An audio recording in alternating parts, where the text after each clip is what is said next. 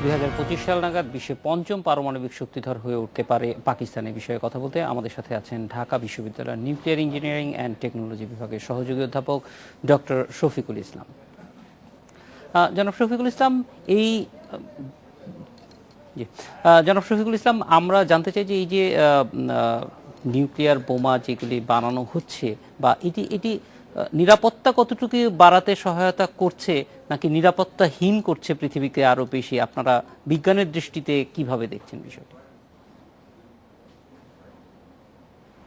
আসলে পারমাণবিক অস্ত্র যারা বৃদ্ধি করছে, মজুদ যারা বানাচ্ছে, এগুলো মূলতই একটা ঝুঁকির মধ্যে পড়তে যাচ্ছে পৃথিবী।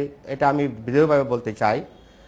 অস্ত্র বাড়ানোর উদ্দেশ্য খালি নিজের নিরাপত্তা বাড়ানো না, নিজের ঝুঁকির মধ্যে পড়াও এটা অন্যতম একটা বিষয়।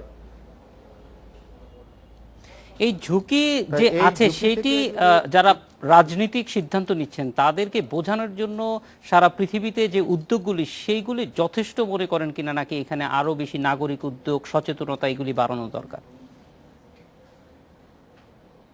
দেখুন যে বিশ্বে প্রায় 16,000 পরমাণু অস্ত্র আছে। আপনারা সকলেই জানেন যে 5টি দেশ পরমাণু অস্ত্র অধিকারী রাষ্ট্র হিসাবে স্বীকৃতি আছে অলরেডি, কিন্তু তারপরও ইসরায়েল আছে, নর্থ কোরিয়া আছে, আবার অন্যরা চেষ্টা করছে। কিন্তু এই 5টি দেশ যারা পরমাণু অস্ত্র অধিকারী রাষ্ট্র হিসাবে স্বীকৃতিপ্রাপ্ত হয়ে আছেন, তাদের মধ্যে বিভিন্ন ধরনের চুক্তি হয়েছে যে এই যে 16,000 পরমাণু অস্ত্র মজুদ আছে এগুলোকে হ্রাস করে এই যে জ্বালানি ইউরেনিয়াম এবং প্লুটোনিয়াম এগুলো বাণিজ্যিক রিঅ্যাক্টরে ব্যবহার করে পারমাণবিক শক্তি উৎপাদন করা যায় কিভাবে। শফিকুল ইসলাম, অনেক ধন্যবাদ আমাদের সঙ্গে যোগ দেওয়ার জন্য। এডিটর স্পিকে এই ছিল আজকে, আমন্ত্রণ আমাদের পরের।